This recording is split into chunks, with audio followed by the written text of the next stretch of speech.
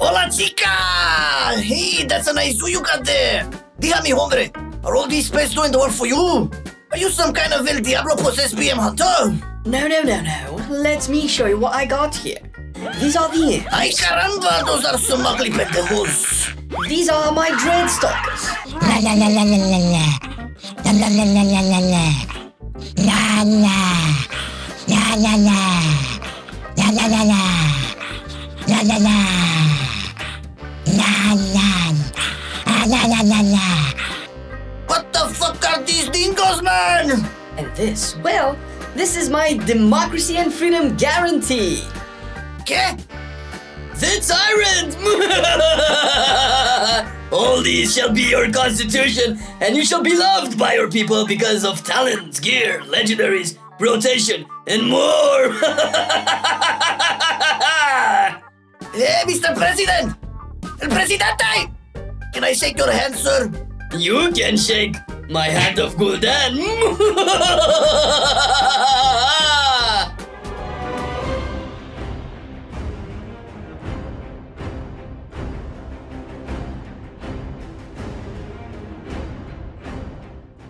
And before we go into the talents, a special shout out to our Patreon platform, which is supporting the entire content that we do on Marcelian&Online. From this very guide that you're seeing right now, to the tier list that you're getting every Friday, to the on cooldown episode pieces every Wednesday, and the podcast on our podcast channel on Mondays.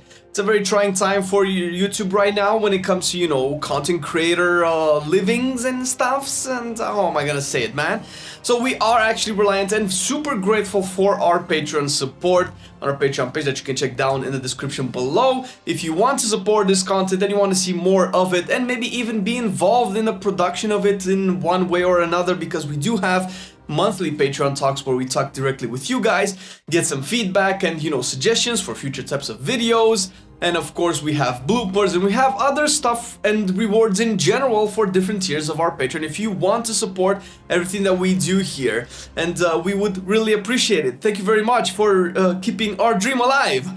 Now let's check some demonology talents. On the first talent row, go with demonic strength before acquiring your tier pieces. This talent will help you in both single target and AoE with a little extra burst because it will make your Fel Guard do another Blade Storm. I mean Fellstorm, because it's a Fel Guard, not a Blade Guard. Warrior? You get it. After getting your 2-tier piece, at least you will want to swap to Dread Lash. It will be unmatched in both single target and AoE situations, synergizing very well with the Carnivorous Stalker's Conduit. With 3 Dread Stalkers from the set, that means 50% more damage from this talent, and it will also hit everything around your demon doggos. On the next row, Demonic Calling still stands strong as the best all-around talent. It will give your Shadow Bolt and Demon Bolt a chance to make call Dreadstalkers instant without any Soul Shard cost. Necro Warlock will want to swap to Power Siphon in single target situations, but they are so rare nowadays that you will hardly ever see it used. On the defensive row, all options are viable. Demon Skin will increase your amount of absorbed shield from Soul Leech and it will regenerate passively, so you can start any fight with a shield. If you need more movement speed, Burning Rush will have your back, increasing your movement speed when activated, but at a cost of some HP, cause that's how we Warlocks roll. If extra shields will be needed and you want to control that, then Dark Pact will come in handy. It will consume a portion of your current HP, that is, and it will give you a fast shield according to the amount of health consumed. On the level 40 row, Summon Vile Fiend will be your go-to for almost every situation before getting the tier set, or if you just don't like the doggo build. This will summon that one extra demon you will need to empower your tyrant even more. It's simple and it's good, making you live up to your Demon Master title. When you get 4 set pieces, or if you want to play the doggo build in Mythic Plus, you will swap to From the Shadows. It will make your Dreadstalker's Dread Bite apply a debuff on your target so it takes extra Shadow Flame damage. This debuff will improve the damage of your Demon Bolt, Hand of Gul'dan, Implosion and your Demonic Tyrant Bolt Stingies, whatever it shoots, man. On your utility row, one option will come in handy more, and that will be the Mortal Coil. With it, you will horrify a target, making it run for 3 seconds, very useful to interrupt some uninterruptible targets. and on top of that, it will heal you for a good chunk of HP. The other options can find some place in Mythic Plus or AoE situations, but they are rarely useful. Next, after 1, now comes 2 options, starting with Grimoire Felguard in every situation. This talent will summon 1 extra beefed up Felguard to attack your targets that will synergize again very well with your summoned demonic tyrant, empowering it, and in recognition of that, your talent will make this Felguard stay a little longer with you. In AoE, usually with the doggo build or even in single target when you reach that full tier set, you can take Soul Conduit. With this talent, your used soul shards will have a chance to not be consumed, helping you keep pumping imps so you can implode them, of course. This talent is also the go-to when you choose the Grim Inquisitor as your used legendary for more Hand of Gul'dan casts before you can throw your stalkers into the battle. On the final row, although nerfed a little, demonic consumption still is the way to go in every situation. It will make your demon commander consume a small portion of all of your summoned demon's HP to empower itself. The other options are by any means not that bad, but will rarely overtake demonic consumption in damage or burst potential.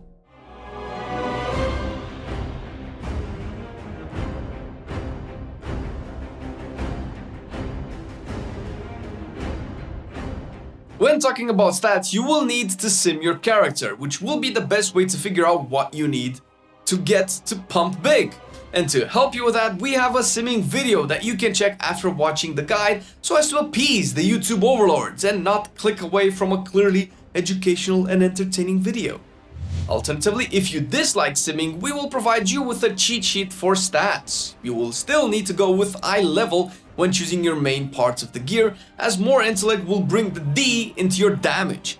When you want to choose from 2 of the same eye level items, go with the one that has more haste. When you are around 30% haste, you will have to consider mastery a bit more, as all of your demons will be much stronger with it. Crit will be very close to mastery since, well, everybody in your family can hit harder with it. And by family, I mean your demons, man. You know, you've seen them. They're all the time there, man, and talking shit. And close to crit, you have versatility as the least stat to prioritize, but never to neglect.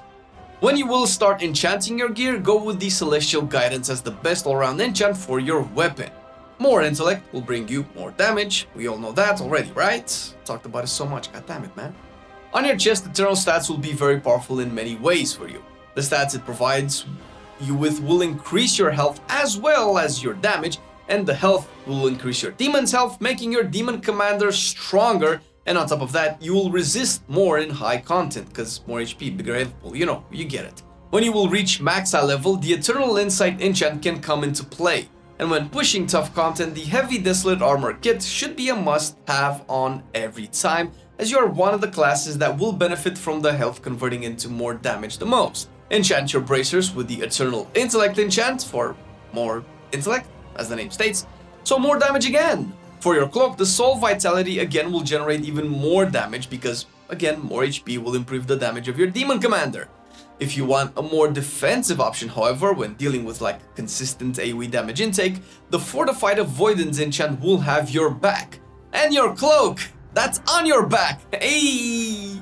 As you found out earlier, haste is your go-to stat, so go with Quick Jewel Cluster in your gem slots and use the Tenet of Haste enchant on your rings, but if you have too much, just sim and swap with the counterpart that simming will recommend. If you are an alchemist, make the Spectral Flask of Power for more intellect, hence more power for you, your spells, and your demons, and that neighbor that keeps insisting Azeroth is flat. What? If that intellect is not enough, go with the Potion of Spectral Intellect as the best DPS option to use everywhere you go. Your weapon will be oiled up with the Shadow Core oil for more damage, that is. And since lubrication improves penetration... What's that? You don't stab with your weapon? Well, lubrication improves frustration. What's that? When cooking and eating food, the Feast of Gluttonous Hedonism will add a little more intellect to your arsenal. Or you can swap to the Tenebros Crown Roast as pick, usually in Mythic Plus, if the feast is too expensive for you or your group.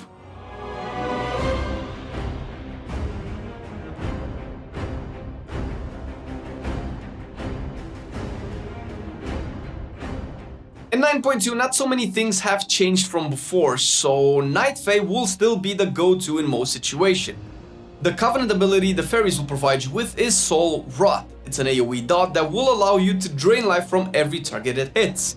The signature ability will be more movement speed in the form of Soul Shape, of course. This will transform you into almost every animal or critter you choose, and will give you a small blink on top of the extra movement speed. The best overall soulbinds will be Dreamweaver. With his toolkit following down the 3 potency conduit path, you will excel on dealing damage in both raids and Mythic Plus. The first raid that will come into play will be Pod Tender, the progress raid extraordinaire that can save your butt when you mess up a mechanic, bringing you back to life so you can continue dealing damage or even prevent a wipe. The next noticeable trait, brought to you by Dreamweaver, batteries not included, will be the Field of Blossoms. This nice flower field will increase your haste by a lot, but if you cannot stand in it, then switching to Nia will be the way to remain on top of the damage meters. Next up, Dreamweaver, as the good guy he is, with Waking Dreams, will throw a shield at you when you drop some HP. On the floor, I mean, look at the mess you made, man! Finally, Dream Delver will close Dreamweaver's arsenal, providing you and your demons with a small extra damage when you all hit any targets. For pure single target fights, although not that many this raid here, the Necrolords can overtake the fairies. The Necrolord's class Covenant ability will be Decimating Bolt, a hard-hitting single target spell that will double the damage of your next 3 demon bolts. The signature ability that will come with the Necrolords will be Fleshcraft, and it will provide you with a shield based on your HP. The pick for soulbinds will be Plague Divisor Marilith with a 3 potency conduits path. Marilith can make your Fleshcraft into a DPS increaser as well with Volatile Solvent. Now your Fleshcraft will give you a random buff depending on the slain enemies you pass upon, and will always increase your mastery even if you don't slay any enemies. Sometimes peace is a better choice. Moral high ground established. Next, 2 defensive traits will be bestowed upon you with Ooze's Frictionless Coating, a small shield when you get to half HP, and Ultimate Form will have you be immune to CC while channeling Fleshcraft. Undulating Maneuvers is next and will make you feel like a Brewmaster tank while above 80% HP. Kevin Zoozling will finish Marilith's arsenal and will have your Decimating Bolt summon Kevin Zoozling to heal your allies or attack your enemies. If you follow our recommended paths, you will need some conduits, and the potency conduits will come in first. As your first pick, go for Born of Blood. This option will have your Hand of Gul'dan generate a demonic core, which in turn means an instant demon bolt.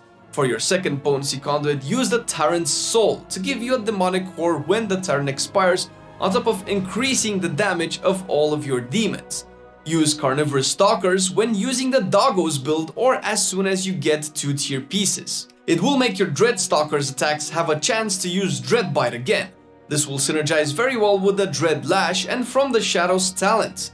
Lastly, if you are not using Wilfred's legendary, you can swap Tyrant's Soul or Carnivorous Stalkers to the Covenant specific conduit. Soul Eater will be the choice for the phase to increase Soul Rot's radius and damage. For your endurance conduits, Diabolic Bloodstone will be one of your choices. It will increase your leech every time you or any of your allies will consume their Hellstones. This conduit will be more powerful if you are the only warlock in the group. As the second choice, go with the Condensed Animasphere for some consistent healing when you are dealing with dots or consistent damage taken. In your finesse slots, Fell Celerity will be the most useful one. It will reduce the cooldown of your Fell Domination spell, helping you in case your main demon tends to die a lot. In case you need another finesse conduit, just use the Demonic Momentum for a little more speed after teleporting to your demonic circle.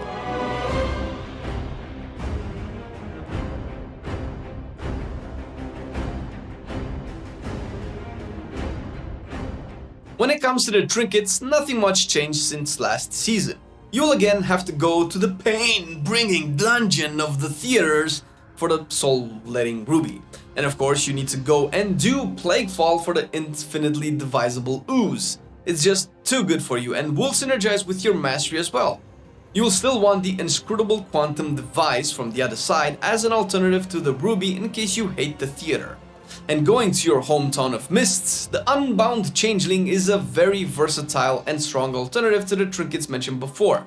From the raid, this time there won't be that many strong choices like before, but from the Pantheon boss you can get some nice alternatives. The first Sigil will be one of them, providing you with a strong burst of versatility, but on a very long cooldown. The other one will be still from the Pantheons, and it's the Elegy of Eternals. This trinket will be more powerful the more people have it in your party for the passive stats it gives. As a caster, you'll be one of the special snowflakes that can use 2 285 eye level weapons. One will be Antumbra, Shadow of Cosmos from Rigalon, one of the last bosses in the raid, so good luck with that, but it will be worth the hustle for the versatility and speed it provides. Go with the Forbidden Truth offhand from the jailer himself, and in case you cannot get these, any 278 eye level weapons from the vault will do. Also, from the jailer, you can get the special neck Ward Killer Iris, because it has the highest eye level you can find in a neck and 3 of your best secondary stats. If you cannot, then again, any good neck with the stats you need will do the job from the vault usually. It's 9.2 baby, double legendaries are a thing, finally, and if you cannot wear both of them, then what are you doing with your life? Go finish the campaign at least if farming Revered is too much for you. If you can wear only one legendary, use Wilfred's Sigil of Superior Summoning as the best one for raiding and decent in dungeons. Build it on your wrist or finger slot as long as it doesn't interfere with Unity or tier sets. It will make your Tyrant have a almost 1 minute cooldown because of the soul shard spending mechanic that feeds into reducing it. You can switch to the Grim Inquisitor's Dread Calling legendary when dealing with Mythic Plus and AoE situations. Build it on your wrist or neck slot, again whichever one you need more, to be 291 eye level for that sweet extra damage it provides to your Dreadstalkers after using Hand of Gul'dan. Another good legendary for Mythic Plus will be Implosive Potential. Build it on your waist slot or head slot, considering you have the other 4 tier pieces and you don't plan on building Unity on your head slot. Having this legendary will transform Implosion into a haste-giving machine, and it will be even stronger when hitting at least 3 targets at once. After you get your hands on the Unity recipe, so you can have your Covenant's legendary power anytime and build it on a different slot, go for the helmet first, as it's the most amount of stats that you can get, or use the belt or feet slot as an alternative. As for your secondary legendary, to combine with Unity, you can still go for Wilfred's Sigil of Superior Summoning in all situations, but mainly more for single target damage. In Mythic Plus, until it gets nerfed, Implosive Potential seems to be a very good choice, but if you don't want to be bothered with this nonsense, just go for the Grim Inquisitor's Dread Calling, and you can make your Dreadstalkers hit like a truck. Bliss 9.2 for the tier set it brings, as some classes have really cool effects. Unless you're a Havoc Demon Hunter, lol, that's what you get for stealing our meta. Bitches. So your tier set will be very powerful and will have you change your talents to the doggo build for it to reach its full potential. The 2-piece tier bonus will have your Dreadstalker spell summon 1 additional stalker. Your 4-tier bonus will give a chance per soul consumed by Hand of Gul'dan to summon a malicious imp that will either do an AoE damage when you implode it or deal that damage to your current target.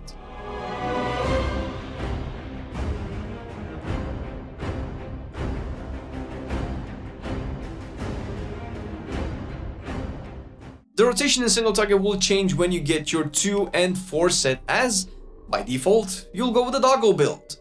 For your opener before tier pieces are acquired, precast Demon Bolt 5 seconds before the pull from max range. Then Grimoire Felguard, cast Summon Vile Fiend, after cast a Shadow Bolt, and another Shadow Bolt after that.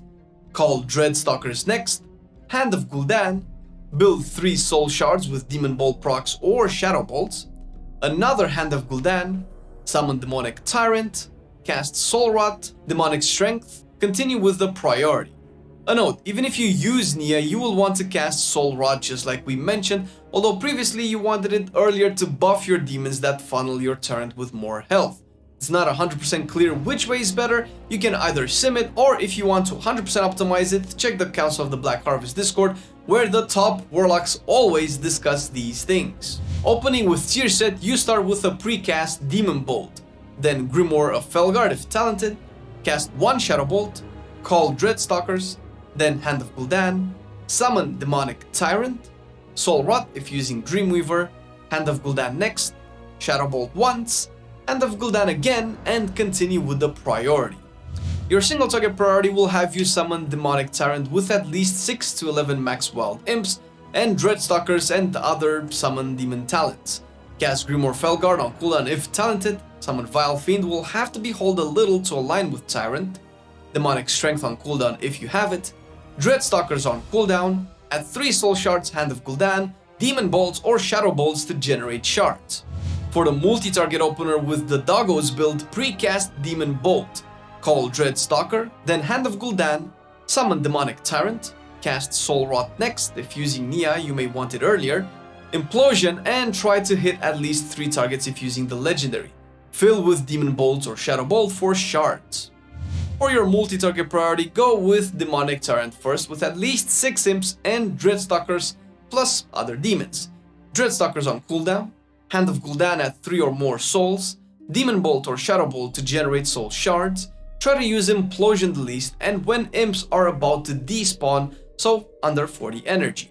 Special thank you to Kala Mazi for helping us get more acquainted with the demonology beauty that is this spec, and this patch seems to be rocking pretty hard. I think, my man, you rock. And if you want to get more in depth with demonology and you maybe have more questions that we haven't answered in the guide, go to the Council of the Black Harvest Discord, which is specifically aimed at helping all you wonderful warlocks out there with amazing theory crafters and really high skilled players in general.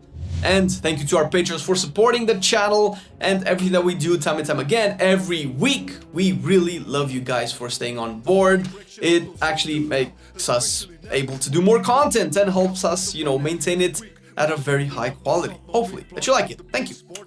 If you dear viewer want to check our Patreon page, check the link down below. Thank you for watching the video. See you next time. I've been loving it then, I still love it now. Still, I play WoW. Still, I play WoW. Getting better every day, let me show you how. Cause still, I play WoW. Still, I play WoW. It's getting harder to stay, but at the end of the day, it's a guilty pleasure, so just log in and play. Whether it's classic or retail, I'ma do a /bow. Still, I play WoW.